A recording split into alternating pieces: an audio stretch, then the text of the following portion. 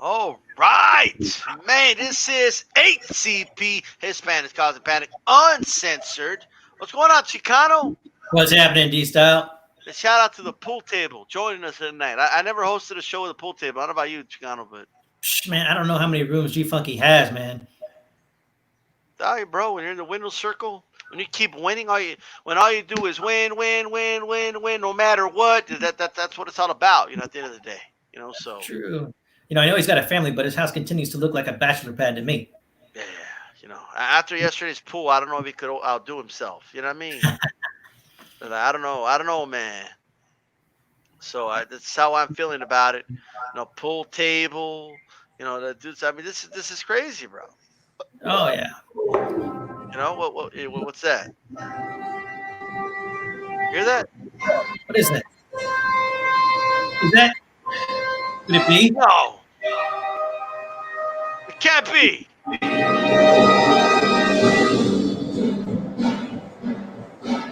Oh. Woo! That's right, baby. The Nature Boy, G-Funk, is back. And in order to be the man, woo, you gotta beat the man. And let me tell you something. Teofimo Lopez beat the man. And when you hold those belts, baby, those are the only belts that matter in the boxing world, baby. He is the man. Woo! What's going on, guys? Man, All right. oh, man. Woo! It feels good. You know what I mean? The hate is real, but it's all good. You know what I mean? Teofimo Lopez, and that started where? It started in HCP. I got the receipts. Okay?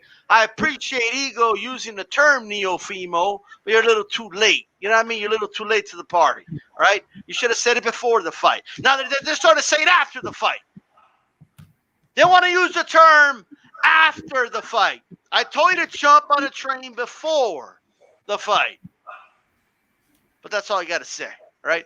After the Matrix gets defeated, after the Matrix gets decoded, all of a sudden they're recognizing the one. That's right. Absolutely. The chosen one, man.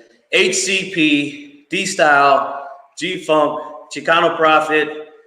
We were the ones that put that phrase out there first, man.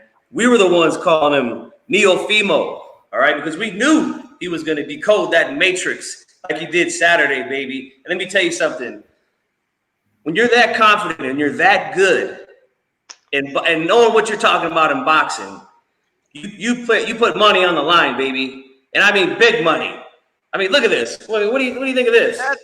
That's a green screen, as that is. And let's just tell you guys right now, that's green screen. If I've ever seen a green screen. Okay? I think I've seen that one before, dude. Yeah, I see that shit everywhere, bro. Who are you kidding, G-Funky? I mean, come on now. I can't believe this. You're gonna question the Nature Boy G-Funky? Is that what you're gonna do? You think this is a green screen? Let's proceed. All right. I think the pool green screen too. That's what I think. Let me tell you something, baby. When you're this good, all right, when you're the man, you got a pool outside and you got a pool table on the inside, baby. I love it. What do you want me to do? You want me to break these balls? Is that what you want me to do? That'd be a good start. Yeah, I just think you've been breaking Lomachenko fans' balls all week. Yeah, something like that. Go break their balls right now is what I want to say. Go break Lomachenko balls right now.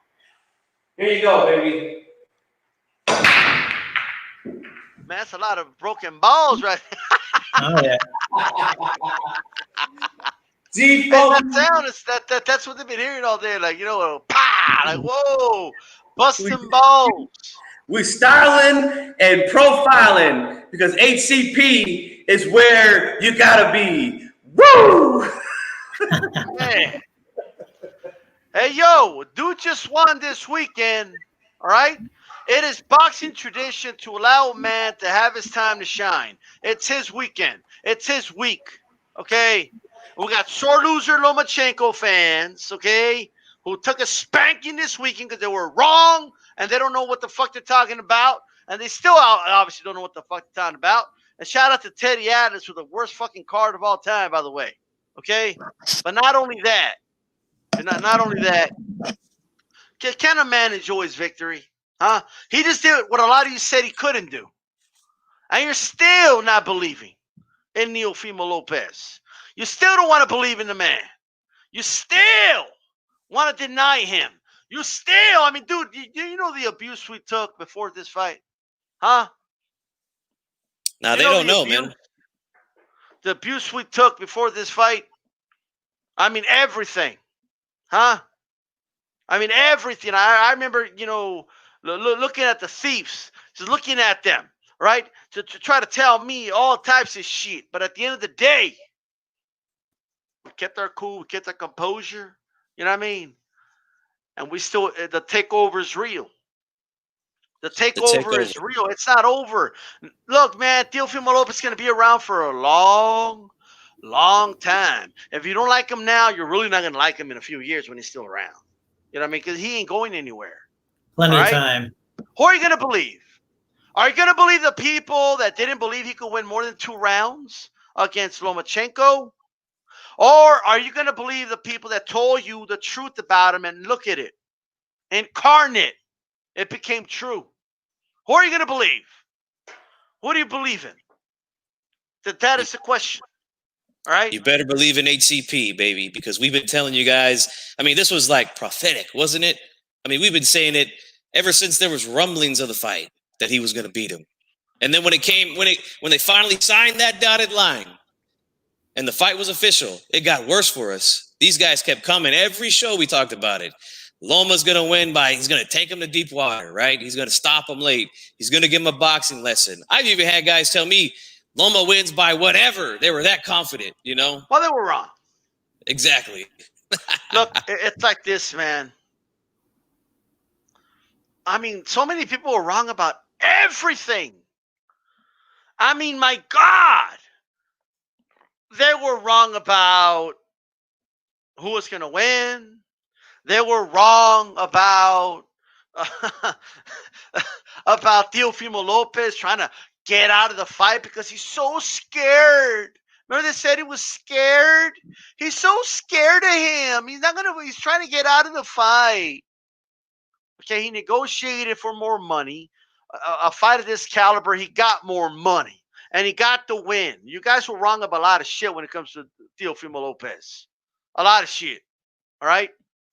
And at the end of the day, before the fight was signed, we were saying it. And we got the receipts. That's what matters. Receipts. I don't want to hear from people that don't even have fucking channels. I don't want to hear from people that don't have it somewhere on social media. Okay? I don't want to hear it.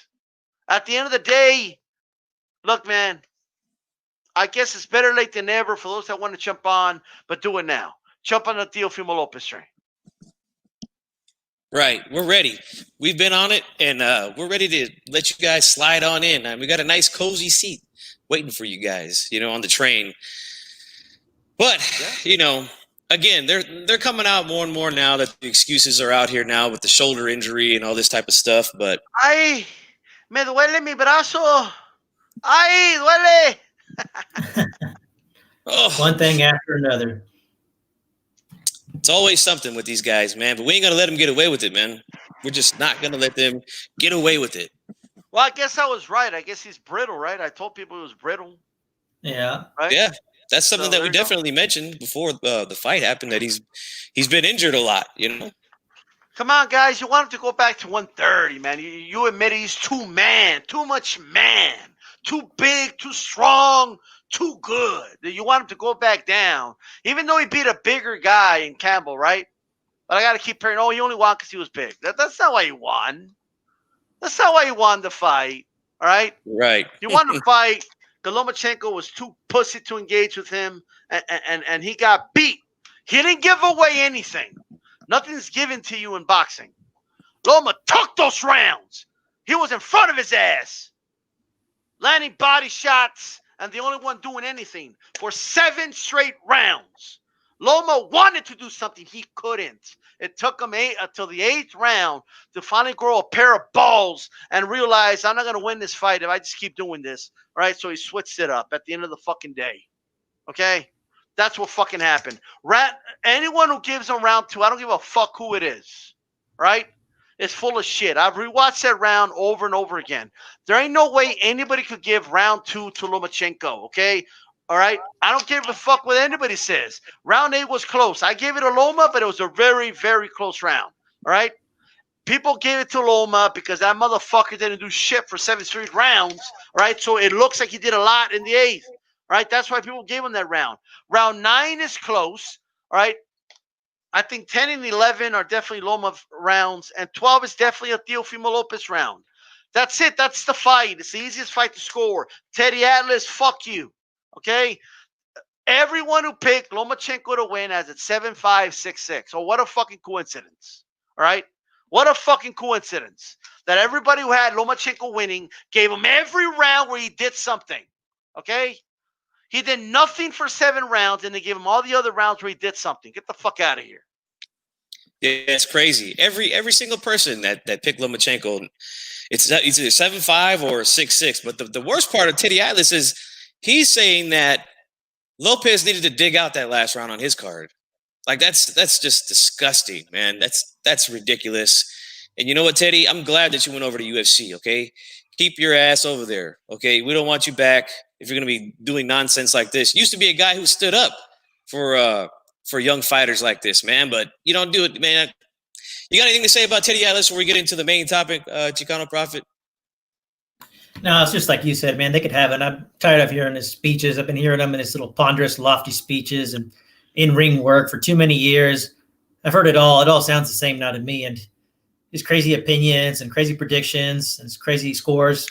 I'm done with it too, dude. As far as I'm concerned, he could just go over there. I'm ready for new personalities to enter the sport and give us some perspective. That's right, man. That's right. So, you guys that are here, let me just acknowledge who's here. I don't want to make you seem like I'm ignoring you guys. We got Jay Giles here. We got A-Rod. We got Wakano Loco was here earlier. Chain with Ice. Haplotype. What's going on, bro? Thanks for joining us, man. But let's talk about this new narrative that's out there. Okay. Less than a week from the big victory of Teofimo Lopez, right? Less than a week, we got a narrative floating around that he's ducking Devin Haney.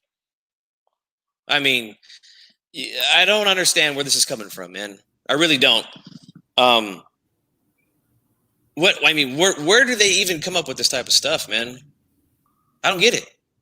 I mean, he just beat Lomachenko, the man at 135.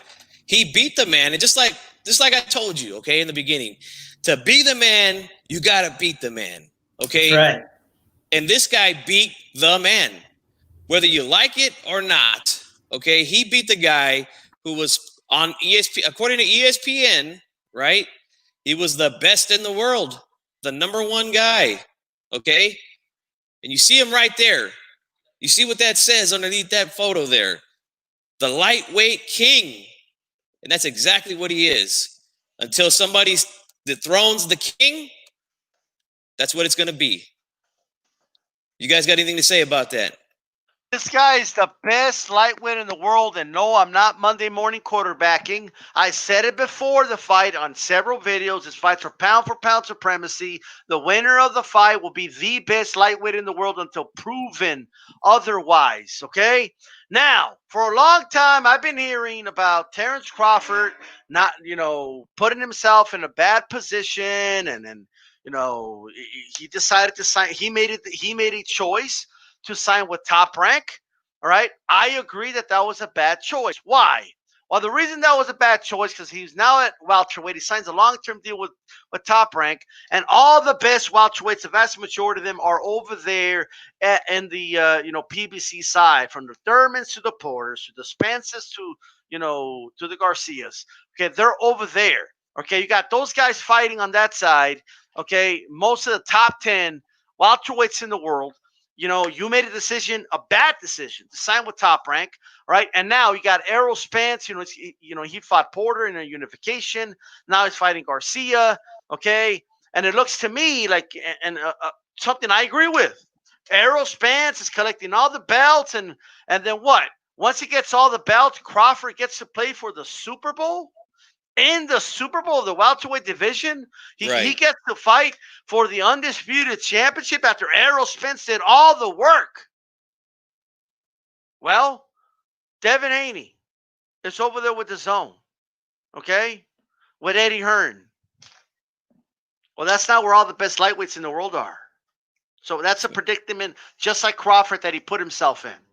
Facts. And now that Teofimo Lopez, won a title from a reigning champion in Comey. Now they unified with another unified champion, a guy that never lost the belts. By the way, he never lost anything. All right? And Lomachenko beating two reigning champions, not a vacant belt against a fucking nobody. Do you understand? And now that he's done all that, he's done all that work, you want Haney to play in a Super Bowl, and the dude just wins a fucking fight, and he's already getting accused of ducking. Nah, I don't think so. Okay? Not here. Nuh-uh. Nuh-uh. The king is Teofimo Lopez. And look, I'm not even saying I don't want the fight. That's not what I'm saying at all. Bring it on. Right? It doesn't matter to me. I want to see the best fights. That's a good fight. But would it be too much to ask that Haney isn't a hypocrite? Would that be like why is he accusing? Why is he accusing Teofimo Lopez of fighting a small man and an old man when he's fighting an older, smaller man? Okay, that's been knocked out a couple times already, and freaking Gamboa, who's clearly not the same fighter anymore. Well, that's hypocritical. And then, Batista, that's because the fight he really wanted against Gary Russell didn't happen. Gary Russell's a dude who Lomachenko already clearly beat. Okay, Loma proved he's a better fighter than him. That's the guy who was trying to fight, and he's smaller. Okay, and the fucking Lomachenko. So that's not any better. If that man wants a link, Chicano, if you want to send him the email. You know what I mean? So my point is this, and I love having facts on my side, by the way. When you have facts on your side, you don't need anything else. All right? Would it be too much to ask that instead of skipping the playoffs and going straight to the Super Bowl, which if he does, it's whatever. But would it be too much to ask that Haney fights better opposition? He hasn't fought anybody. And when I say that, I don't mean it in the way that people are disrespectfully saying it about Teofimo Lopez. Lopez had fought somebody from the Comeys. Okay, that's one guy. Magdaleno. I'm sorry. Yes, Magdaleno's another guy. Top 10 guy. Better than anybody in Comey's record. Better than anybody, okay, on Comey's record. Who? Mason Menard? A guy Teofimo knocked out with ease in the first fucking round? That guy? That's one of his best wins or what? It took 9 rounds to make that guy. It took him 9 rounds to make that dude quit. Teofimo Lopez got him out in one fucking round. That's one of Devin Haney's best wins. Okay? Devin Haney's a good fighter, very talented fighter.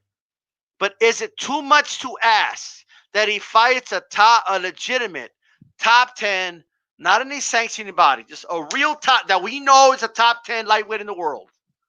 Is it too much for him to fight a Comey? Okay? Is it too much for him to fight a Campbell or Ryan Garcia or somebody like that, and then maybe fight Teofimo Lopez? Is that too much to fucking ask? Can he fight somebody with a pulse? Apparently it is. Can he do that? And by the way, all you guys that were saying you don't believe in Teofimo Lopez because who has he fought? I mean, I need to see the data. He looks good, but against guys he's supposed to look good against. Well, I want the same energy for Devin Haney because Devin Haney, okay, one of his best wins, Teofimo knocked out in a lot easier. He made a lot easier work of that guy. And that's not even a guy we use when we talk about his resume when it comes to Teofimo Lopez. All right, do you understand? So I want that same energy for Devin Haney, who's done less than Teofimo. Okay, you could count the number of fights, but it's whatever to me. Okay, Teofimo's obviously fought better fighters because with Top Rank, you have access to more lightweights than with fucking Eddie Hearn. Okay, he made the decision. That's his choice.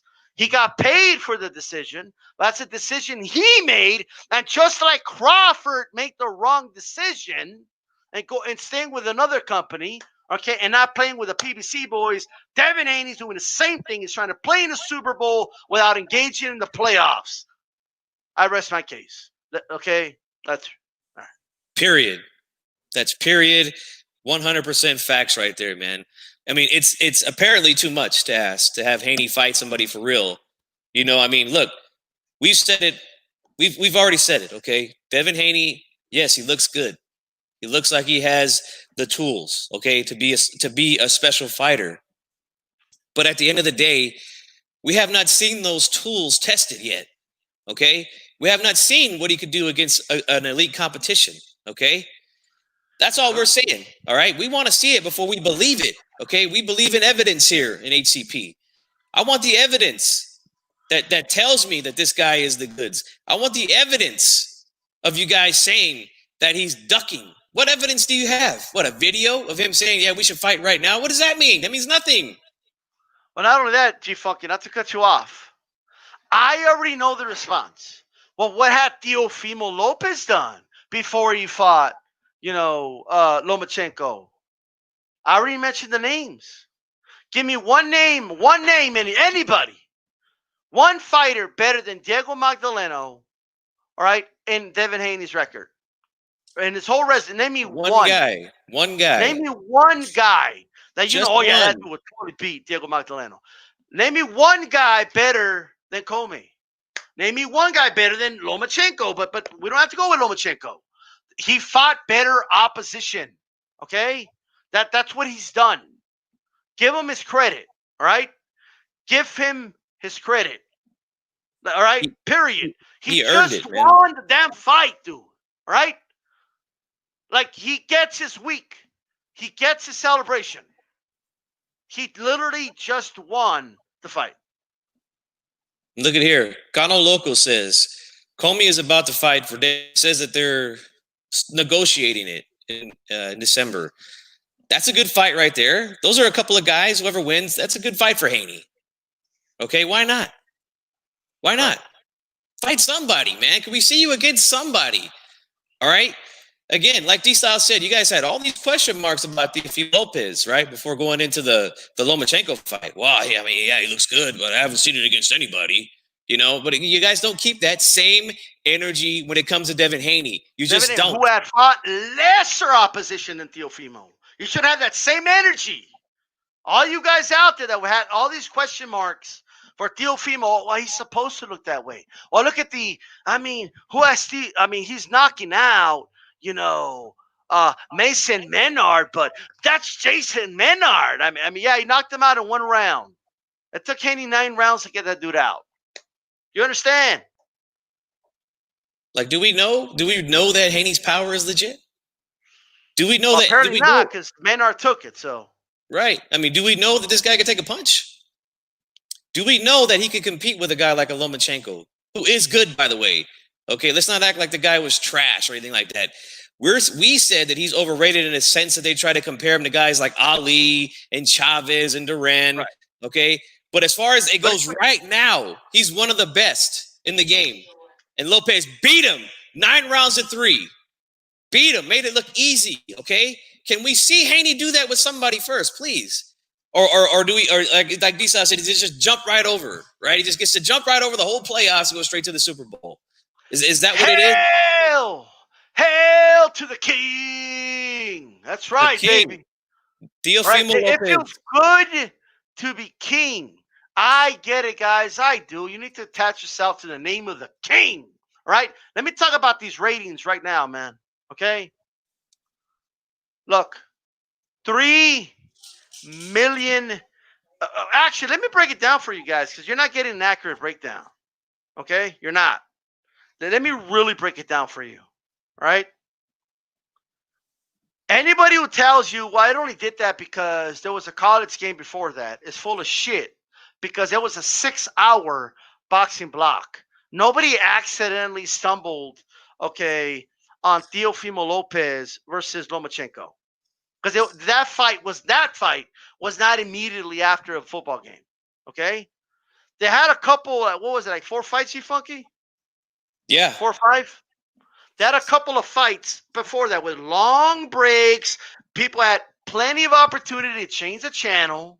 Okay? This wasn't immediately after that. All right? There were a bunch of undercard fighters that nobody knows, and guess what? It was doing 1.5 million. Okay? That was the average for the undercard. Do you understand me? And then, once the main event was ready to start, it went over 2 million, which tells you that people really wanted to see that fight. It was competing against a game 6 of the Dodgers, okay? And I forget who they were playing. It was an elimination game too. Yeah, I think the Astros, I believe, right? It was, it was for the American Series or whatever, okay? And then they competed with a game 7 MLB, all right? America's pastime. They were competing against an Alabama, I forgot who they were playing. Georgia, was it? Whoever it was. Big college game. You got to put that in perspective. Do you understand? Anybody who doesn't give you that perspective, they just have an agenda. It's whatever to me. Okay? With all that said, we're not making no excuses here for Teofimo Lopez or for Lomachenko, okay, or for Top Rank Boxing, because you know what? They still got it done. The promotion was good. They're the ones promoting it, so they get credit for it, okay? All right? So the fight peaked. It never got below 2.3 million, and it peaked at 2.8 million on cable television, not network TV, okay? All those fights on Fox that PBC put on, they did good numbers, getting 2 million, but that's network TV. Don't compare it to cable TV, okay?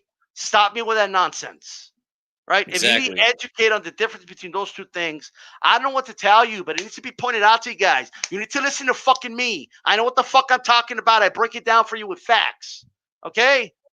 And then not only that, it doesn't stop there, ladies and gentlemen. I'm not even sure this is including ESPN Deportes. All right? I have a friend that's going to confirm that for me.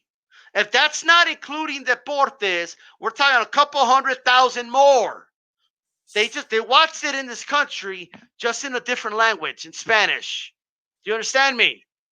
And it doesn't stop there. There's more. I feel like an infomercial commercial. Okay? There's more. But that's not all. You know what else? This fight was the most streamed fight on ESPN Plus, all right, for boxing ever. Okay?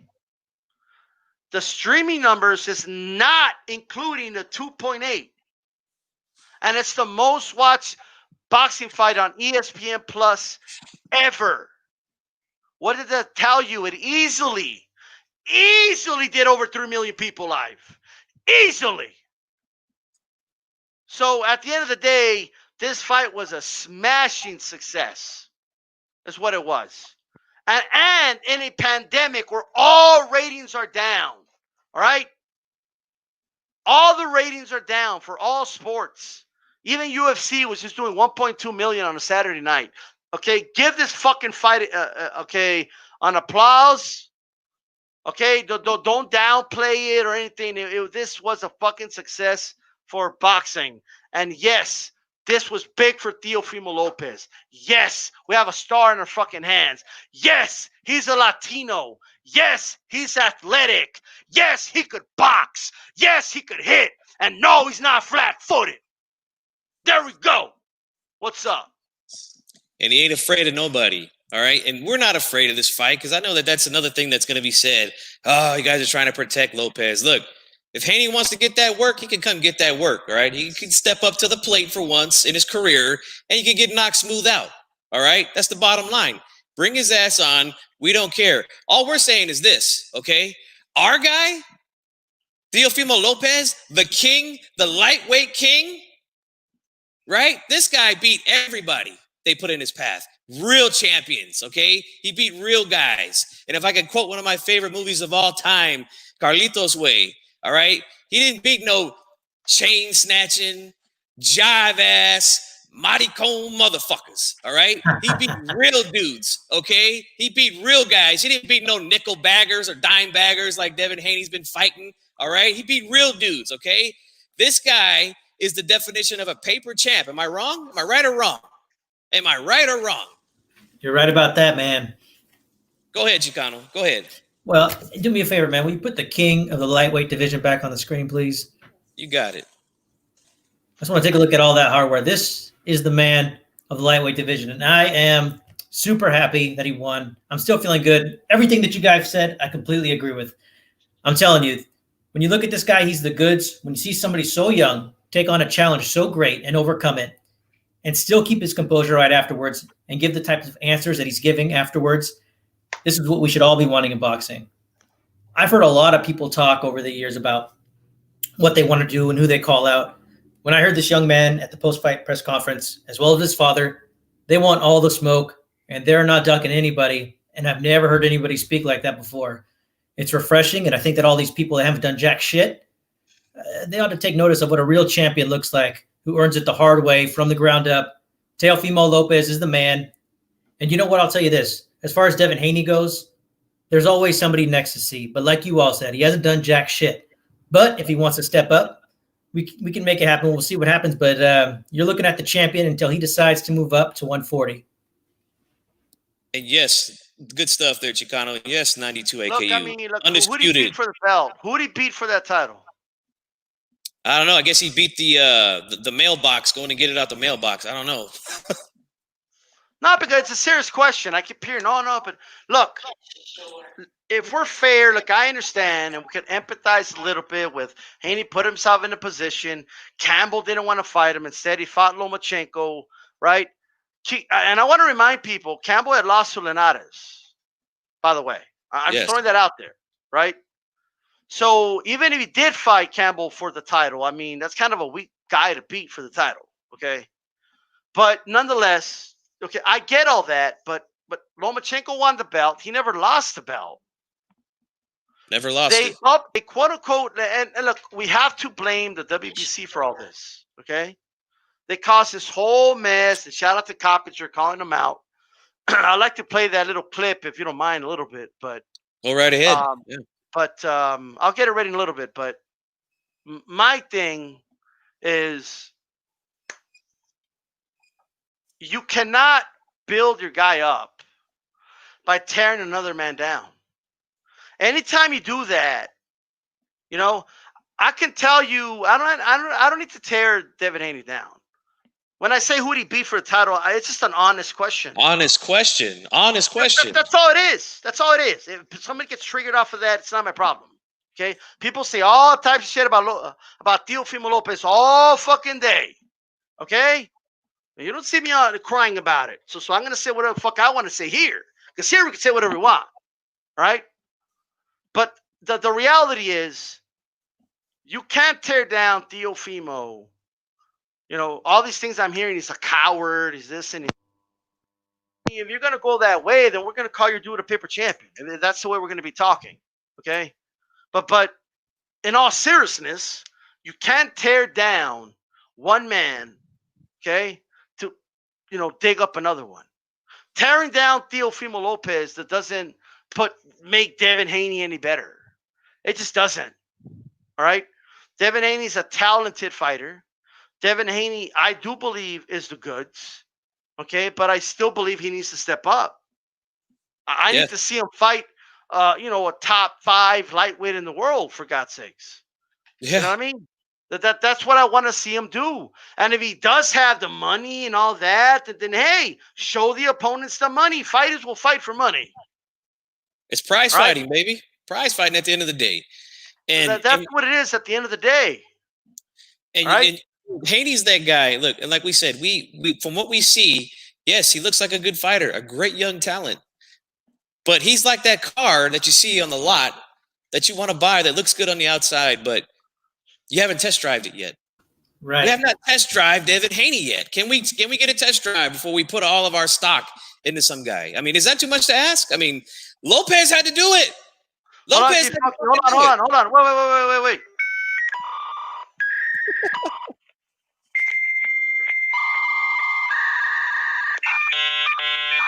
Yo, all right, are you done downloading information, Loma? Not yet, all right. He might still be downloading right now. You know, that virus got his shoulder injured, you know? Yeah, it makes me laugh when we were watching the Blood, Sweat, and Tears, and Loma was like, oh, you know, I saw everything I needed to see in the Comey fight. I saw it all in one round. Well, it looks to me like you didn't see jack shit. Right. And remember the lucky – oh, it was a lucky punch. Okay. Well, then guess what? That lucky punch had you running for your life for 7 straight rounds, buddy. Okay? So miss me with that nonsense. And we all know this, okay? And his fans soaked it up. They're on Twitter talking about, oh, what do you mean? Lomachenko doesn't know what a lucky punch is or not? We know guys don't throw lucky punches in boxing, okay? They let their hands go for a fucking reason, okay? And that's to hit the other man and hurt the other man, okay? Oh, yeah. Don't get out of here with that BS, man. But the bottom line is this, okay? I want to say something here. I understand Haney's position, and I understand, and look, it's okay if he wants to talk. That's fine. That's what these guys are supposed to do. And he put himself in position. Black and Brown, if check your email, bro. Jump on with this if you want. But he put himself in position to fight for that WBC title belt, right? Now, it didn't happen, but guess what? Like D-Style said earlier, nobody beat Lomachenko for that belt until last Saturday night. Right. Nobody beat Lomachenko for that WBC strap. He was literally handed the belt. They handed it over to him. Are you guys going to deny that or what? Plus, didn't we always say, look, man, look. Why is nobody saying, I haven't heard one person say, oh, man, to be undisputed, you got to see Tank, because Tank has a WBA regular. Woo. Why haven't I heard one person say that at all? I haven't heard that.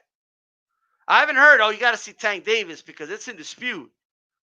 You can make the same argument, the lineage of the belt and all that.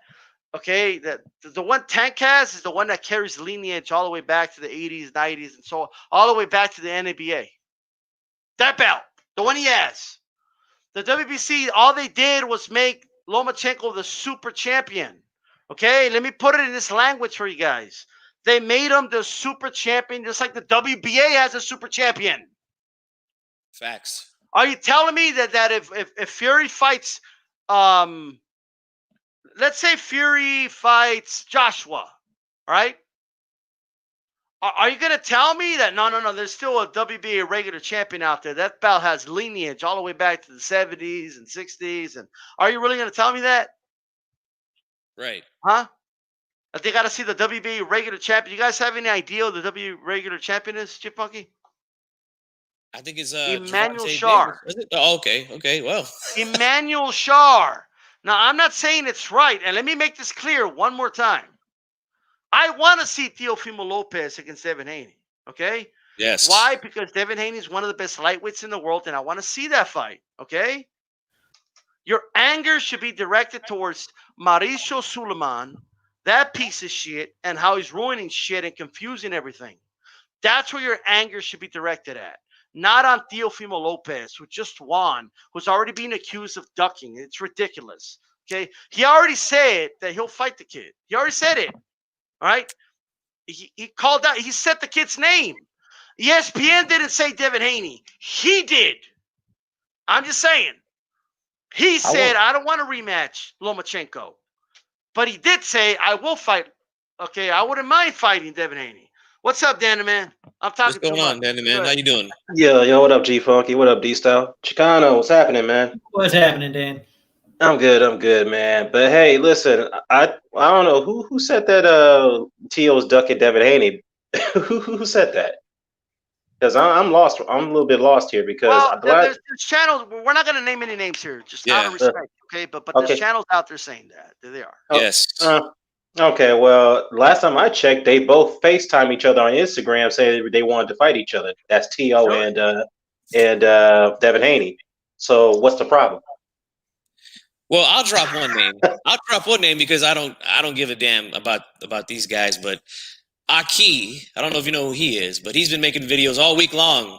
Lopez is scared. Lopez is dodging. He don't want to fight Haney. Blah blah blah. Aki, yeah, isn't that Dante's protege? Hey, Dan. What's up? Dan, Yeah. as soon as they announced that the fight was where the franchise belt was to be transferable, as soon as that happened, bro, there was videos all over YouTube, bro, saying, "Oh, this is proof he's gonna duck Haney." Yes. Oh my goodness. Well, you know what? Let's say this. First of all, as you said, D Style and G Funky, don't blame Teofimo Lopez for the WBC situation. That's Mauricio Suleiman. He fucked that up, and I'm glad Mike Carpenter called him out on that podcast. Excuse me, called him out on that podcast today about this and say, "Hey, look, what is the purpose of the franchise belt?" And Mauricio Suleiman was scrambling for words as if he couldn't even get his talking points together. And then Mike Carpenter just went to the bottom line and said, basically, you created that just so for cash grab, so that way you can collect sanctions. You want me to play it really quick and you can give us your thoughts? Yeah. Play it. You can play it. Yeah, go ahead, play it. Because I don't want to cut you off, but I'll let you finish and all that. But okay, I want to play it and then we'll get thoughts. Let's listen to the evidence, man. All right, cool. And now for some reason, when D-Style wants it, all of a sudden I can't find. Hold on, just give me a second here. It's all good. And again, I'm going to repeat this again because I know there's going to be people that are going to be in their feelings when they see this. We want the fight. Not once have we said we don't want these two guys to fight. We want the fight. But let's stop the narrative about he's ducking. Okay, that's ridiculous. Go ahead, D-Style. Let's listen to it, and I'll let Dan finish his point. You're the man who can clear this all up. You're the guy in charge. It just feels like now is the time to maybe reevaluate this. It's creating a huge mess. It's incredibly unpopular. And now we can't even figure out who's the champion in each sanctioning body. It's absurd. Mike, it is clear that I'm not going to get through you. Eventually, time will tell. I am convinced, I am happy, I am proud to have a designation for those who are the really driving forces of boxing. So, Haney making millions of dollars, Lopez, Lomachenko creating the greatest viewership. These guys are making money. These guys are making money regardless of the greatest result. No, you're wrong. You're absolutely wrong. So Lomachenko Lopez would have been less money if it was for 3 belts and not 4 belts. You're saying? Absolutely. All right, so that means you're not taking a sanctioning fee from both Lopez and Haney then? Only from Haney? Why are you going to go into that ridiculous argument? If you're doing it for the fighters, I would assume that you're not taking sanctioning fees from all these guys. Why not sanction a fight and take sanction fees? We operate the sport of boxing. So it seems like a cash grab. There you go. Go ahead, Dan. Yeah, that sums up my whole point. It's all about collection of sanctioning fees. This is what this is about. And for the way they could have structured this, they could have structured this much better. Even though I'm not a fan of the franchise bill, I think it's a fucking mess, as Mike Carpenter pointed out. I think to kind of help structure this better, they should demand that the franchise champion defend it against a mandatory, just like the WBA does with the super title. Defend it against a mandatory or a top 15 fighter. Do that. But they're not doing that. And yeah, as Mike Carpenter pointed out, is that this is a whole scheme to collect sanctioning fees. This is what this is about, right? So, I mean, again, going back to your point, is that you can't blame Teofimo Lopez for this fucking mess with the WBC.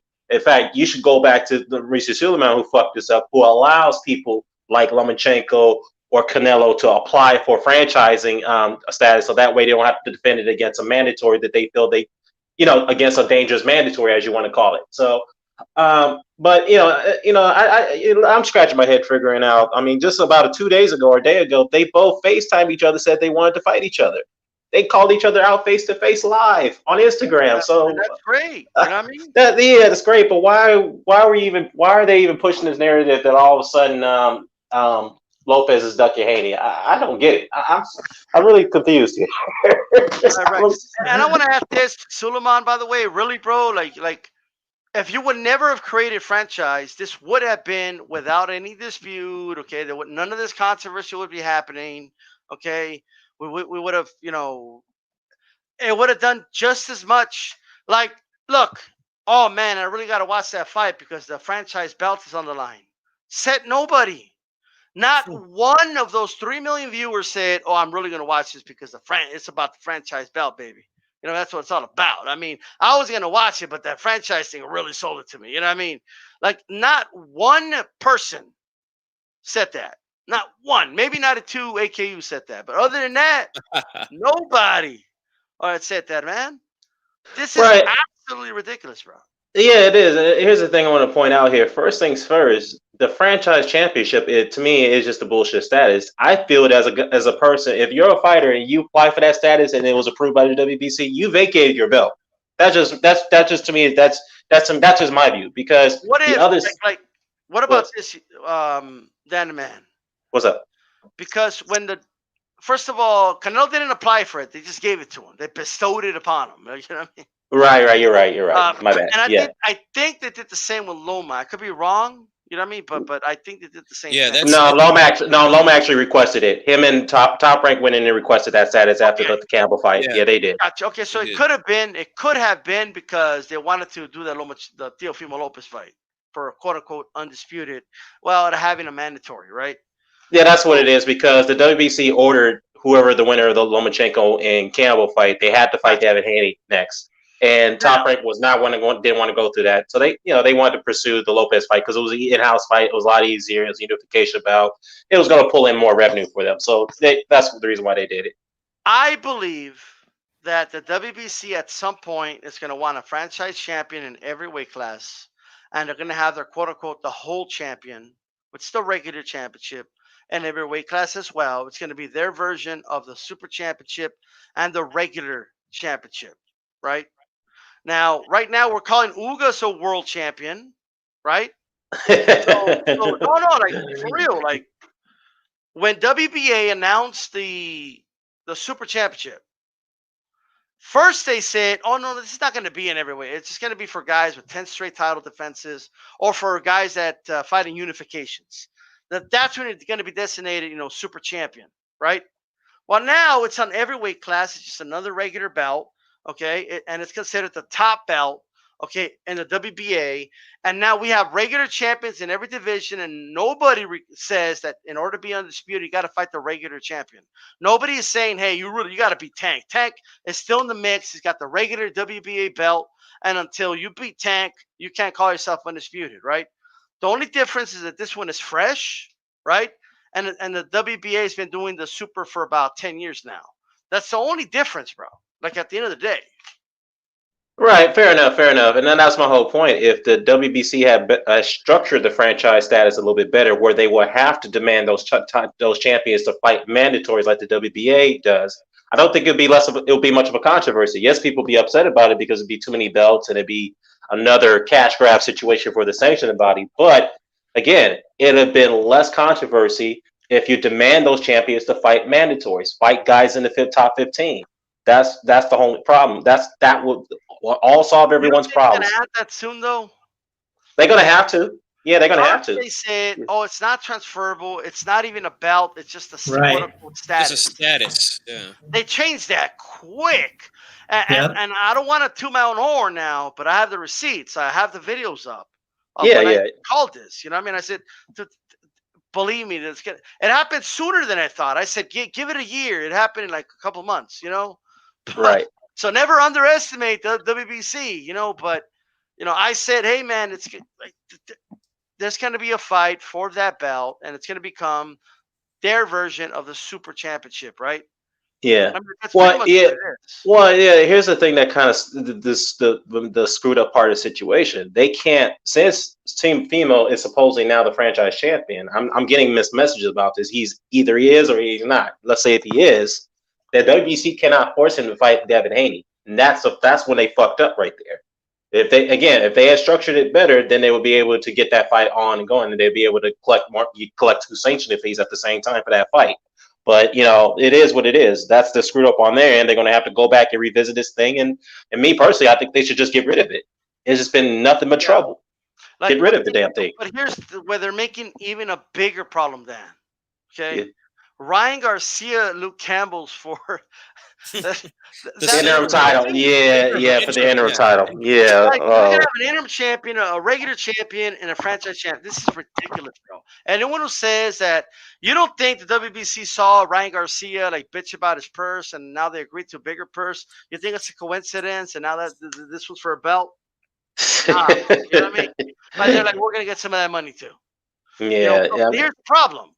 Like, let's say Devin Haney does fight Theo, and regardless of who wins, are they now in dispute? Because we still have in dispute, we still have Tank Davis with the belt, assuming he beats Leo Santa Cruz. And we still have, we're going to have Ryan Garcia, assuming he beats Luke Campbell as a champion. Well, when does it stop, in other words, is what I'm asking. Yeah, that's a good question. But to be fair, the WBA regular belt is not recognized by the other sanctioned bodies, which means that you cannot unify with the other titles. I mean, there are some exceptions. I know Carl Froch and Nayo Inoue. I get that, but in most terms, that belt is not recognized by the sanctioned body. So there's been many champions who held that belt. And they have to force it vacated if they were going to fight the other champions, like the WBO champion or the WBC champion. I'll give you an example. I'll throw out some names like Badu Jack when he was a regular champion at light heavyweight. He wanted to fight Adonis Stevenson after he beat Nathan Cleverly, and the WBC had a strict rule that said we do not recognize that belt. If you want to fight Adonis Stevenson, you have to voluntarily give up that title, the WBA regular title, which he did. Same thing with Peterson when he beat David Oppes. I can't even pronounce his last name. He beat Shane Mosley, the same guy beat Shane Mosley. But when Peterson captured the WBA regular title, the IBF did not recognize that title when he was trying to fight Earl Spence, so he had to give up that title to fight Spence. So who does a champion at 147? Not me personally, no, he's not a champion. Me personally, I do not recognize any of these lower tier belts. I don't do it. So let me just take it a step further. Okay. Yeah. If to the WBC, the franchise belt is now their super championship, just like the WBA. Mm-hmm. And then the WBC whole champion is just like the regular champion of the WBA, right? Right. If that's the same equivalent, even though they're not doing it in every weight class right now, but if that's the same equivalence, then I could see why some people are saying, you know what, I don't have a problem with just calling Teofimo like the man in this division. Like I don't have no type of thing. If there's dispute, but even if they don't recognize Tank, there's still a dispute by definition. Yeah, I get it because it's like, well, he is holding a second tier belt, which means he should be mandatory to the real champion. So I could see that argument, but at the end of the day, he is not the recognized champion. He is. But isn't the WBC isn't the one that Haney has? Isn't that a second tier belt? Well, according to the WBC, that's a good question. According to the WBC, it's not because of the way they structure the franchise. If they had structured the way the WBA super belt is, then we wouldn't have this conversation. We have no problem with that. We would view Devin Haney as a regular champion, but in this case, he's not. That's where the confusion comes in. This is where this whole situation is fucked up. Pardon my language. Sucks, bro. And if you don't mind, a little later, I'd like to talk about the 224 division. Oh yeah. Oh Lord. Yeah. Don't let me go there on that one. I mean, if they're going to structure that for just to give the smaller heavyweights an advantage and to pick up a belt, no, fuck that. No, you're killing off a tradition of the heavyweights. If you're 200 pounds or above, there should be no reason for you to fight guys who's at 250 pounds. Many small heavyweights become great fighters. But go ahead. Well, it gets worse. So the current WBC 200-pound champion, cruiserweight, is I'm probably going to butcher this, but Yunga Makabu. Ilanga Makabu. Yeah, Ilanga Makabu. There we go. Yeah. All right. Yeah. So, nice. He should sue. He won the belt at 200 pounds. That's his weight class. And now, what the cruiserweight, it's now at 190? Yeah, they trim it. 10 more pounds is not healthy. If they're doing this for the health of the fighter, that's not healthy.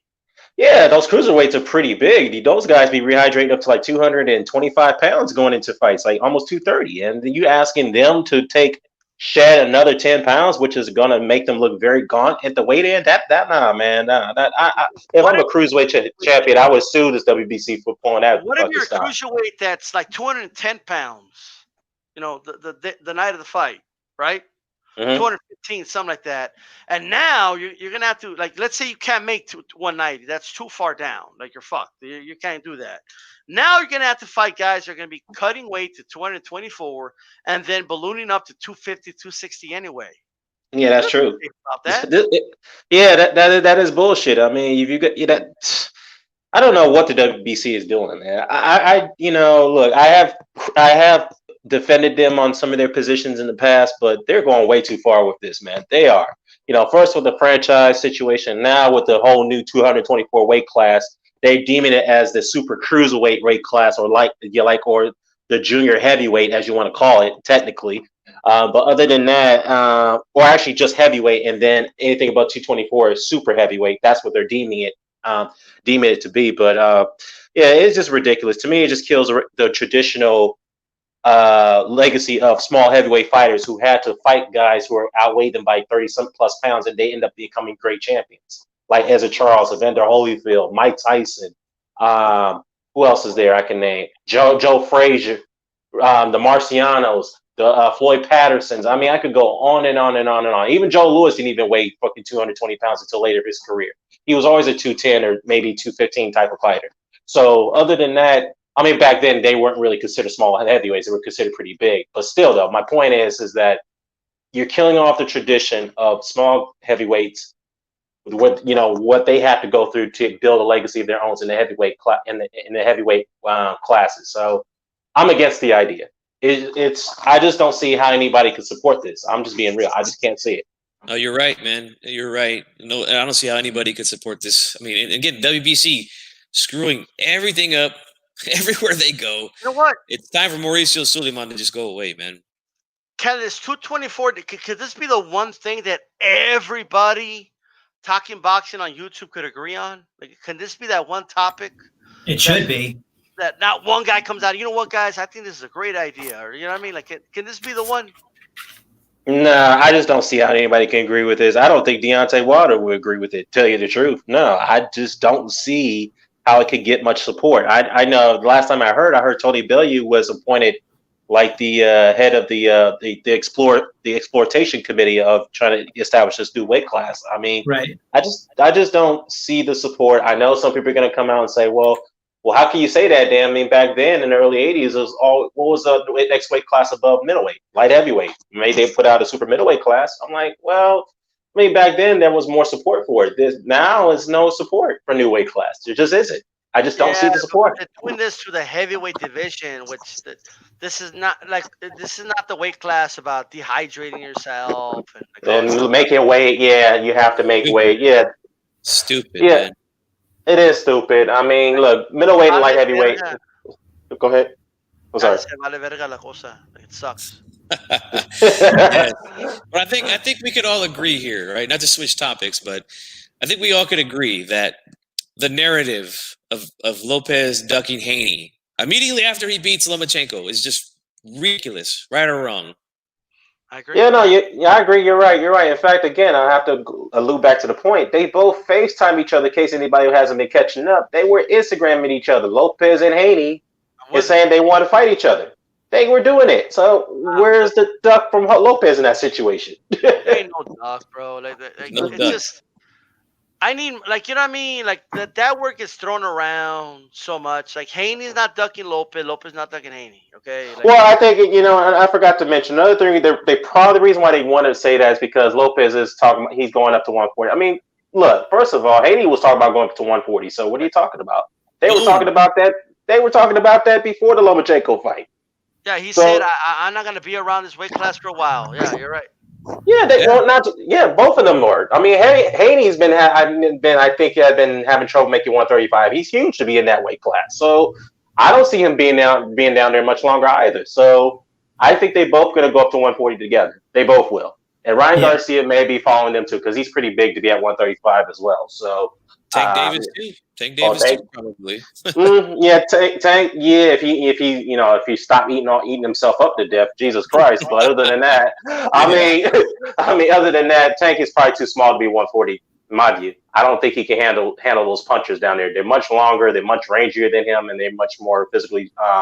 They have more big physical attributes to him at 140. I think that'd be too much for him, in my view.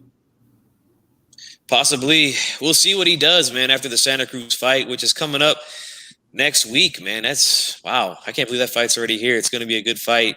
But yeah, we're going to have to stop this madness. Okay. This is pure madness that this guy's ducking. Okay.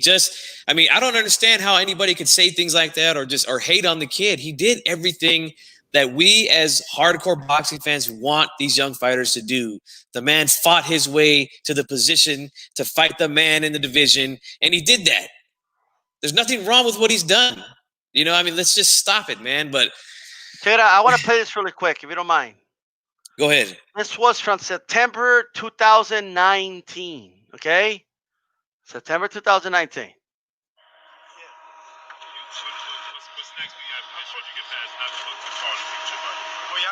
Mandatory is so after this we'll see if we can make that fight happen. If not, we're gonna see what's on the schedule. But 135, I won't be there too much longer. So if we're gonna make these big fights, let's make them now. There we go. That's Devin Haney. Fight Hype video title. Devin Haney predicts Richard Comey versus Teofimo Lopez. There you go. Yeah. I'm not gonna be around that much longer, so. I mean, they both not going to be around at 135. They're all going to. What I mean, like the fight's not lost if he moves up. They could fight at 140. And that's going to be the narrative. That's going to be the narrative if he comes out and says, you know what? I want to fight the winner of Ramirez and Taylor. Oh, he ducked him. You see, I told you he didn't want to fight him. He ran from the division. That's what Let's see what happens first, right? And we'll go from there. But I agree with you. But nonetheless, you guys heard it. Devin Haney's not going to be around for a while. Guess what, guys? They could fight at 140, right? Not a big deal. I think Haney's a little bigger than Lopez. Yeah, he is. He's bigger and a little bit longer than him. They could fight at 140. Like it's really not that big of a deal. It might be better for Haney. He might make weight a lot easier. Like, you know what I mean?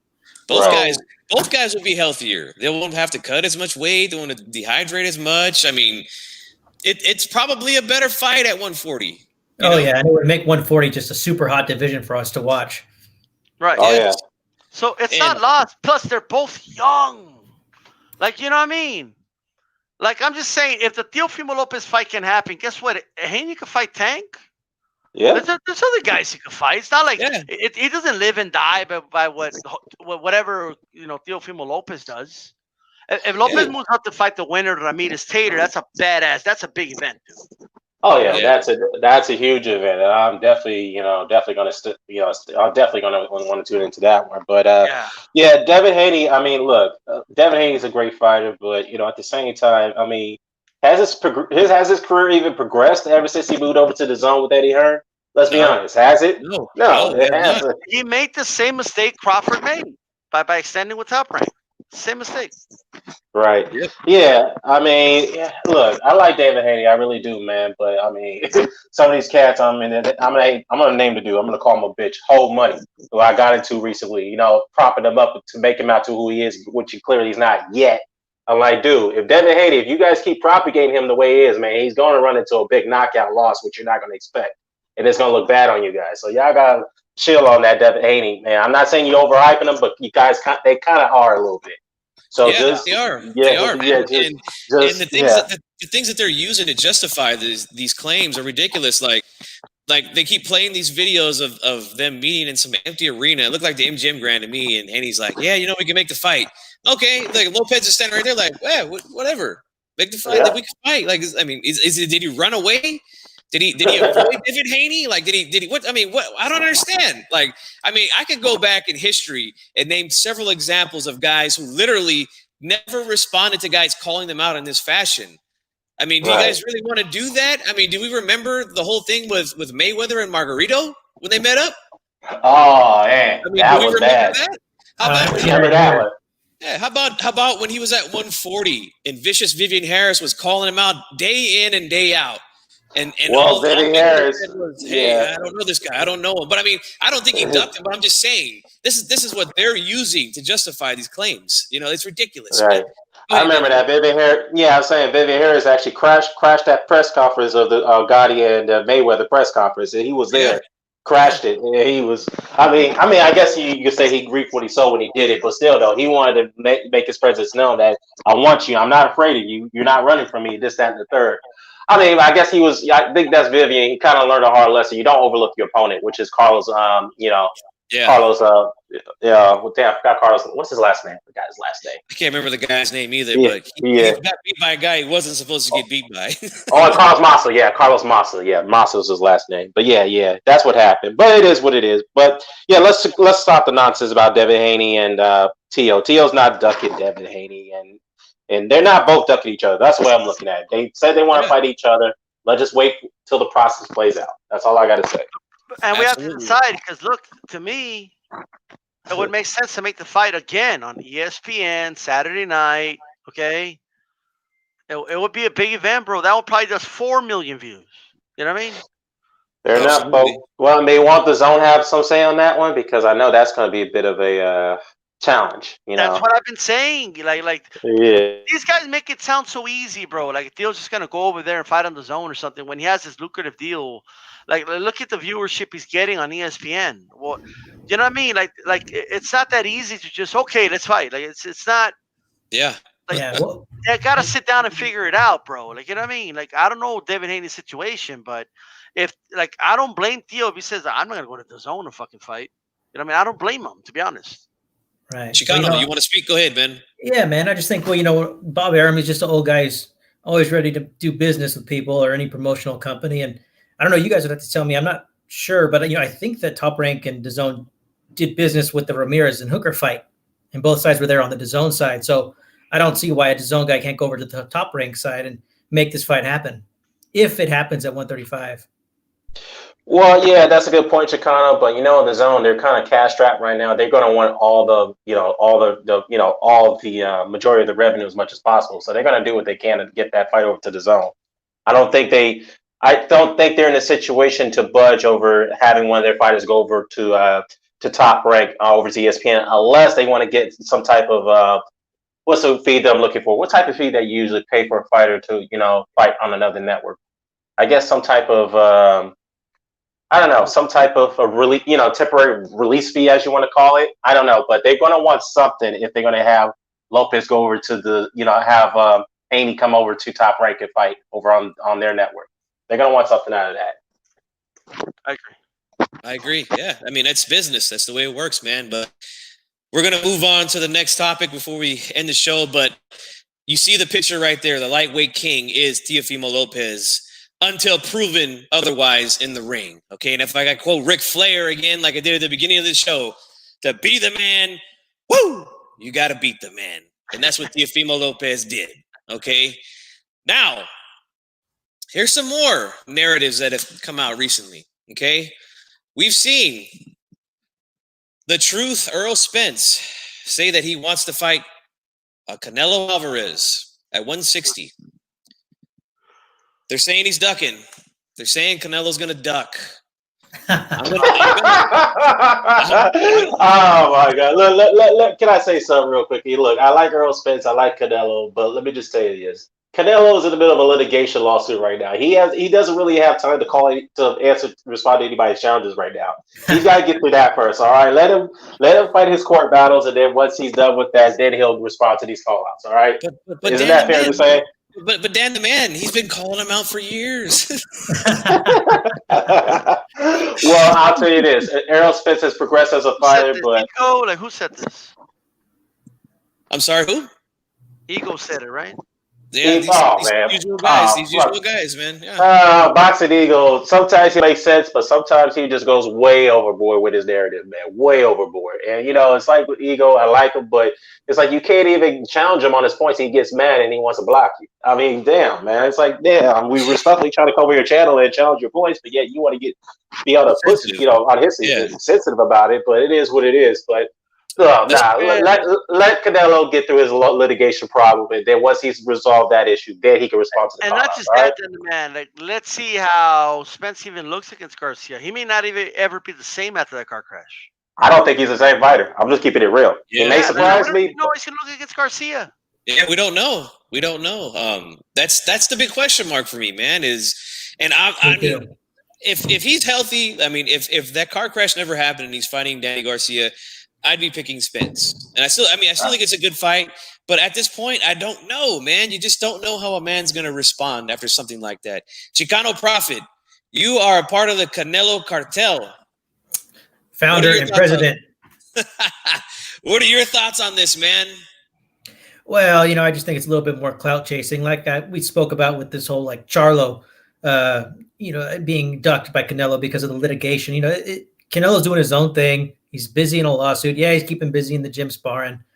Anybody can call him out right now. He's not in a position. It's like Dan said. He's not in a position to answer anybody. So it's big news. Everybody should want that fight. It seems to me like Errol Spence. He's a guy who does want big fights. He's a guy who calls out Pacquiao.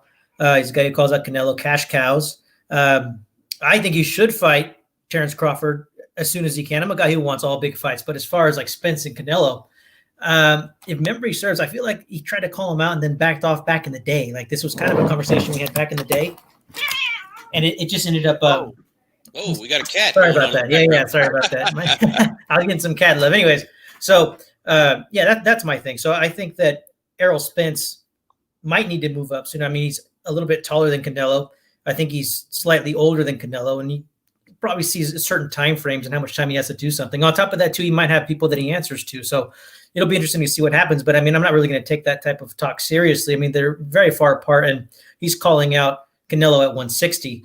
Canelo intends to move to 168. I do think that Canelo might be able to go back down to 160 after he fights at 168, but that remains to be seen. So it's kind of fun to entertain now, but it's not really a real conversation we should be having right now, at least not for the next year. And by the way, so why not Crawford? Is he running from Crawford? Like, why does he get to move up and fight Canelo? But the thought of Teofimo Lopez moving up to fight the winner of Ramirez Taylor, all of a sudden we got a little bit of a problem. All of a sudden, Houston, we have a problem. I'm just saying. Great point, man. I mean, the problem with these guys is this: they don't stay consistent, and just like Dan the Man said, if you go to their channel and you come with a different opinion, they get sensitive and they block you, man. It's ridiculous, man. See, this is the difference between them and HCP, man. We let you guys come on and disagree with us. That's fine. I mean, that's cool. What's wrong with that? There's nothing wrong with that, man.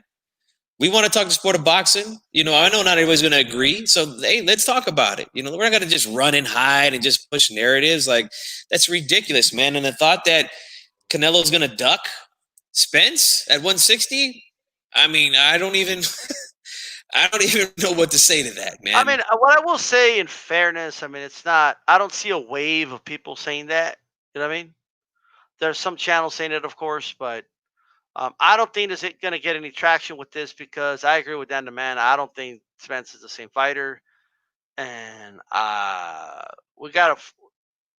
picking him against Garcia, but, I'm not as confident as I was before the crash. I'll just say that. Yes, same for me, man. I still haven't really broke the fight down yet. I like Spence a lot, man. I think he's a really good fighter.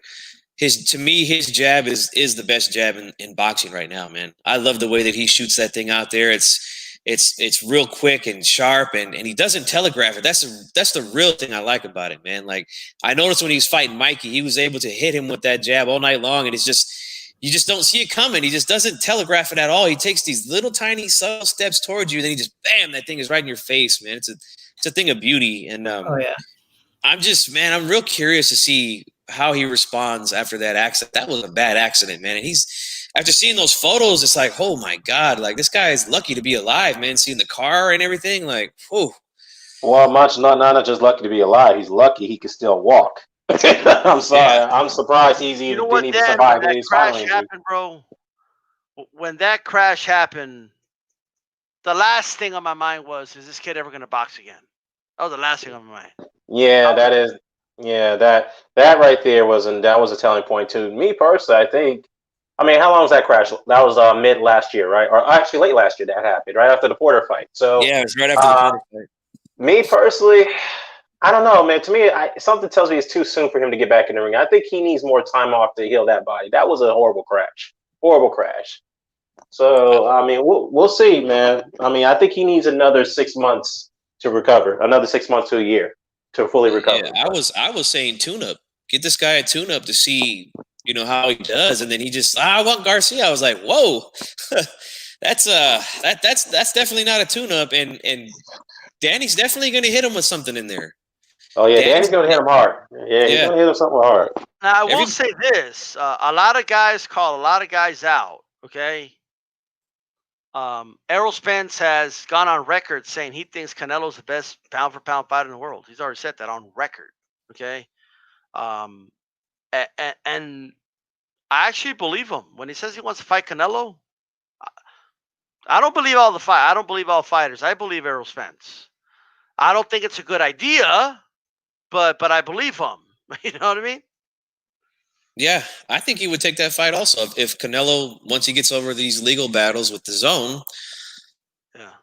If he says, you know what, yeah, fuck it, I'll meet you at 160. Like, I think Spence takes the fight, no doubt about it. But it's just weird how these guys will bring it up when this guy is in the middle of a contract dispute with his promoters and the app that he's fighting on. It's like, I mean, can we use that same argument against Andre Ward when he was battling with Top Rank? I mean, it's these guys pick and choose and they're just not consistent with this nonsense, man. Chicano, you got anything to add to that, man? All I have to say is that I would really love to see Spence versus Crawford. Somehow we've conditioned ourselves for it just to be acceptable for us to wait and see when that fight happens. When, one side of the street is cleaned up. I want to see the best fight the best. And to me, we all deserve to see Spence and Crawford. So if that fight doesn't happen and Spence moves up, I'm going to be disappointed. I agree. I mean, I think we got Spence holding, which belts does he have? He has the IBF and the WBC. Crawford has the WBO and Pacquiao has the WBA. So if we could get Crawford and Spence to fight, we'll have one guy with 3 belts, and then we'll have another guy who's over 40 years old with the other belt. So we'd be looking at another undisputed champion soon if they can make that fight happen. But it's just, for whatever reason, it's not happening, and it's sad, dude, because we need that fight. That's a big fight, man. I mean, I would still pick Crawford. I just think Crawford's a little bit better, but we're real far out from any of that stuff happening, especially with Spence and his accident. We got to see how he looks here against Garcia. I think you agree with me on that pick, right? You would pick Crawford? Yes, I would pick Crawford over Spence, especially now, yes. Dan the man, who would you have in that fight, man? Especially now, given the circumstances, I'm going with Crawford. How about before? Because I was picking Crawford before too. I just think Crawford's a little bit better. Yeah. Yeah, before that, I was picking Crawford. I thought the skills there was definitely a gap between the skills between the two. I still think it is now before the accident, but now I'm definitely picking Crawford for sure. Definitely, Chicano. I'd have to say before the accident, I think that I would favor Spence in that fight. And it's something that I was starting to feel more sure about. But after the accident, I just think it'd be a horrible idea to get in there anytime soon with Crawford. But if he's going to start fighting and actually stay in the game of boxing, that I do think that we deserve to see that fight within the next year. And then I probably would, if I didn't have any other information, I would favor Crawford just because of the accident. Yes, man, I agree. So that pretty much covers the topics that I wanted to talk about tonight. I mean, I had to say something about this narrative that Lopez is ducking. I think we smashed that, demolished it, annihilated it, threw it in the trash can. I don't want to hear it anymore. Okay, it's ridiculous to say that. We talked about this Spence thing, calling out Canelo at 160. We talked about this new division, this new heavyweight division, and we talked about this last night on HCP, but Dan, man, I want to ask you and Chicano, since you guys weren't on with us, what do they call this division? What should the name be for this division? G-Funk's favorite division. I like that. I like that. It sounds good. They have the G-Funk belt there. Dan the Man, what do you think they would name this division? Yeah. Well, that's a good question. I don't know. Honestly, I think they just scrapped the whole thing. But if I were to come up with a name, I would just say, I don't know, mate. What, junior heavyweight? I mean, freaking micro heavyweight, I guess. I don't know, man. Micro heavyweight division. I mean, I really don't know. But I would say micro heavyweight. Just be nice about it. Shit. You know what though? I think that Wilder would settle in real nice at 224. He's usually below that weight. Although his last fight against Tyson Fury, he was, what was he, in the 230s, 237, I think? 237. Yeah, he was 237, 238. I think he lost 240 going into the fight because I know at the weight he was like 231, but going into the fight, he looked a lot heavier than 231. So I think he put on some extra pounds after the weigh-in. Yeah, and you know what's funny is D-Style and I talked about this last night is why even have the weigh-in the day before for heavyweights? Like, like does it really matter at that point? Like, I mean, Now they it don't. does. I mean, yeah, now it does with this weight class, but I mean, before, like, it didn't even really matter. Like, they just, Hey, you know, Dan. they didn't. I'm sorry. Go ahead. No, go ahead. Ask Danny a question. I was gonna ask Dan. You think it's gonna be a catch weight fight for heavyweight now? Like, yeah, you got to come down. If you want to come down, Fury, you got to weigh in at 223 pounds and then rehydrate. What do you think? You know, I nah.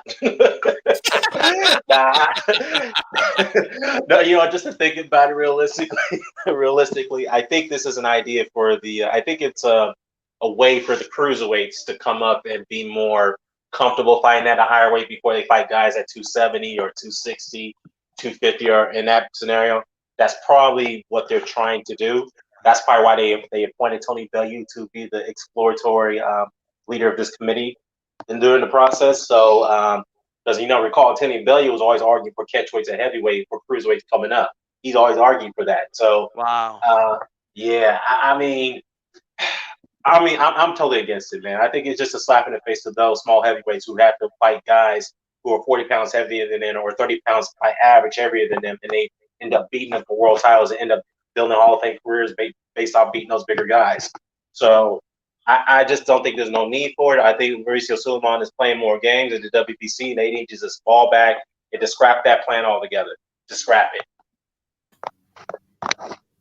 Yeah, it would be nice if the media decided to go against this, but I don't think they're going to do anything about it. And then we can bitch and moan about it, but man, I just see this thing moving forward. I know, but then it's not going to solve the problem. It's like any cruiserweight now, it's going to be 190. So any cruiserweight moving up, well, you're going to have heavyweights like making 224, right, and then rehydrating up to 250 anyway. So. That's a good point because Anthony Joshua, he could burn off weight a lot easier, believe it or not, even though he'd be blowing up the weight to fights. He could go down to 227 if he wants to. He can. Wow. So maybe that is a possibility. Have those guys come down to 224 and then rehydrate to 250 on the night of the fight. Maybe Andy Ruiz will get in shape, Mm-hmm. Maybe this will motivate him to leave the taco truck at home or away from the training camp, because they definitely let a lot of people down with his performance. Just to think about it, Wilder and Joshua could definitely probably reign supreme at 224 if they're really going to move forward with this crap. You know what I mean? Then you got Povetkin too. Think about that because he's a small heavyweight. He could come down to 224. Povetkin. Then you got Joseph Parker. Yeah, because he always weighs like in 235s in fights. I know his heavies are like 250, but he could come down to the 230s if he wants to, Joseph. So, but he could come down to 224 and then rehydrate to 240. Joseph Parker. Then you got Brian. I know he's not really fighting much. Brian Jennings. But you got I don't know, man. I mean, yeah, you got a handful of heavyweights, but again, I'm totally against it. But if it is what it is, Yep, it's getting ugly, man. Especially and it's all coming from the WBC, man. That's the problem, I said it last night. If there's ever a time that the government needs to come in and take control of this sport, or somebody come in and do something. Give us some structure, man. It's now, man. It's getting out of hand. Making up belts and all this other crap. I mean, this is ridiculous, man. I mean, they've ruined the heavyweight division with this thing, man. Ruined it. Ruined the damn thing. The great history of the heavyweight division is, I mean, I don't know, man. Well, Trump is the biggest presidential boxing fan that I can remember in my adult lifetime. So he might be the guy to ask. I don't know if we want to get that going, a little grassroots movement. Hey, Trump, you're the greatest president. You know what I mean? And no president has ever. You think Obama would have had the balls? You know what I mean? And call out the WBC? And they're from Mexico. Maybe it'll work. I don't know. Maybe. Shout out to Mr. Pound for Pound's Fight Corner, man. We would love to have you on here, man, with HCP. You just let me know, man. You got my number. You just let me know. So yeah, man, I think that's gonna end wrap it up for us here, man. Yeah. I think we've destroyed this narrative that Lopez is ducking. I mean, he's not ducking anybody. The guy fought his way to fight the man, okay? And like I said earlier, to be the man, woo, you got to beat the man, okay? And that's what he did. I don't understand how anybody can have an issue with what Teofimo Lopez has done with his career in only 16 fights. 16 fights, man. The guy has beat a Diego Magdaleno. He's beat a tall, weird Nagatani. He's knocked out a Richard Comey, who was a real champion. He's beat Lomachenko, who was considered to be one of the best guys in the world. I mean, what more could you ask of a kid? He does all this, and then 2 days later, it's he's ducking. He's ducking Haney. Like, this guy can't even celebrate a win without this nonsense coming out. It's ridiculous, man. But if you guys got anything else to say here, man, and if not, we'll go ahead and wrap this thing up, man. I'm good, man. Yeah, I want to say something real quickly, G Funky. First, thanks for having me on the panel. I really appreciate that. No problem, man. Thanks, man. But to the Lomachenko fanboys, I gotta say this real quickly. Now I'm seeing conspiracy videos after the fact that Lomachenko's team has came out and said that he had an injured shoulder going into the fight. Blah blah blah. And now I'm hearing another story that he had an injured shoulder like 2 months prior to the fight. His father begged him not to take the fight. But as I recall, the week before the fight, Lomachenko was asked, how do you feel on it from a health and condition standpoint? He felt 100%. He was ready to go. And Bob Arum said that he never told me about an injury. Where is this coming from? So to me, they're using this as a conspiracy to argue that Lomachenko could have won the fight if he was 100%. So that means that Lopez should give him a rematch. Well, tough luck, because first of all, Lomachenko was the one who didn't want the rematch clause in the contract, and I'm not sure. Number two, I'm not sure if his team was responsible for this, but Teofimo Lopez was forced to agree to the fact that if he didn't beat Lomachenko, he would get a purse reduction in his next few fights if he had lost that fight. See, this goes to this whole if you beat me clauses in Lomachenko contracts if you want to fight him. That's why most fighters don't like that crap. But it is what it is. And props to Teofimo Lopez. He took the fight on those conditions like that, despite the fact he didn't really have to do that. But he did it because he was confident in his ability. He was watching the guy for such a long stretches of time, and he knew how to beat him. So let's stop the excuses and stop the nonsense. Your guy lost. He got dominated. He got clearly outboxed. And that's it. End of story. Let it go. If he wants that rematch, he's got to work for it. That's all I got to say. Absolutely, Dan, the man. I agree, man. And you know what? G-Funk is getting tired of the excuses, all right? The nature boy, G-Funky, is getting tired of the excuses from the Lomachenko fans. Okay, this guy wasn't hurt before the fight, okay? I just read an article where they try to say, his dad wanted him to pull out of the fight before. And stop that nonsense, okay? If the man had such a bad right shoulder, then why did he throw more jabs than anything in the fight? The man's a southpaw. He jabs with the right hand. He's throwing more jabs than anything. Okay, that's how his right shoulder was hurt. 11th round, he was throwing great combinations. That was a dominant round by Loma, which he clearly won. His shoulder looked fine to me, and not to mention if he got a therapeutic use exemption, so he doesn't feel pain anyway. So there you go. Let me tell you something, all right? G-Funk is getting tired of the excuses, okay? The Nature Boy told you guys before the fight Lopez was going to win. You didn't believe me. Now that he goes in there and dominates, you guys want to make all these excuses, right? G-Funk put his money where his mouth is. He dropped money on Lopez, and he won money, damn it, all right? You're going to stop doubting us, and you're going to stop making excuses, and that's it. Now, let me show you guys something, all right? This is how the Nature Boy gets down right here, baby, all right? Let me throw this coat down on the ground. I'm tired of this, man, all right? The man was not hurt, okay? The man was not hurt. He did what he had to do. He fought the man, and he beat the man, okay? Woo! Woo! But with that said, now I'm all worked up, all right? Hey, real quickly. Yeah, real quickly. I'm going to respond to this comment right here. 92, excuse me, I put it in my mouth. 92 KO said that AKU. He says that Lomachenko does deserve a rematch though, unless Tank or Ryan. No, he doesn't. No, he doesn't. First of all, no, because he was the one to play that game that you don't deserve a rematch clause in the contract, which Teofimo Lopez requested before the fight, and said that if you should lose against me, you're going to get a reduction in your purses in your next few fights. No, fuck that. Lomachenko lost. Now his team's crying about a rematch. No, they need to work for it. Fuck that. And I agree with Teofimo Lopez when he was asked about that. He said, nope, no rematch. He's going to have to work for it. I'm going to let him starve, just like he tried to do me. Exactly. In the story. Not only that, the fight wasn't close. Why rematch? The fight wasn't close. I mean, I can see if it was a close, I don't know, man, this guy might have won on this. No, it wasn't close. You don't get to run that back if you get beat 9 rounds to 3. Like, give me a break, man. Come on. But anyway, here's what could happen, okay? Here's what could solve a lot of things, all right?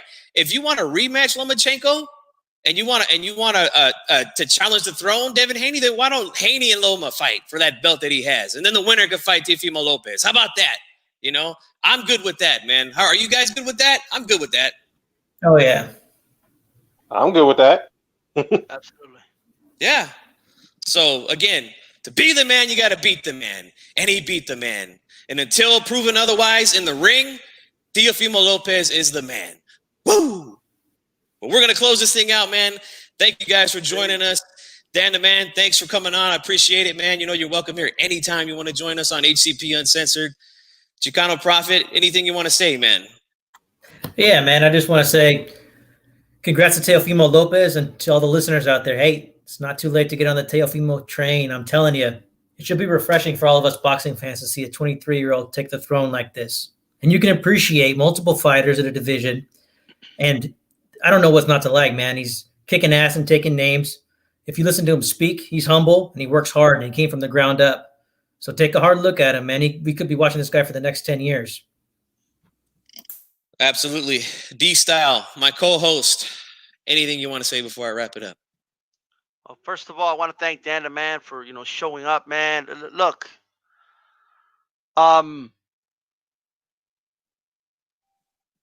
this sport needed this past weekend.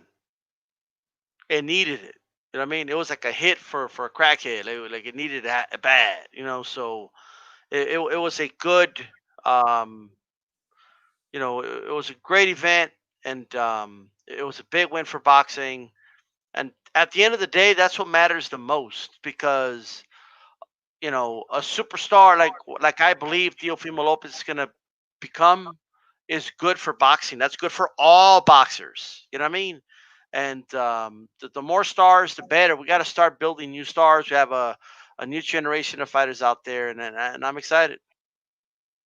Yeah, future's looking good, man, in the lower weight classes. So, again, guys, if you come across this and you're new, make sure you hit the like button, make sure you subscribe, and hit the notification bell so you know every time G-Funky Boxing is live. And again, HCP is the platform for you guys to come on and speak with us, okay? And if you want to do that, you can email me at gfunky84boxing@gmail.com. You will get a link sent, and we will talk about it, man. Over here, we don't run away from other opinions. We don't run away from that, okay? We don't make the wrenches, delete your comments, or none of that crap here, man. We welcome that stuff because at the end of the day, we're boxing fans, and we don't put narratives and fanboy shit in front of anything else. But for the rest of the panel, I am Nature Boy G Funk. All right. The Rolex wearing, the diamond ring wearing. All right. And we are out. Peace.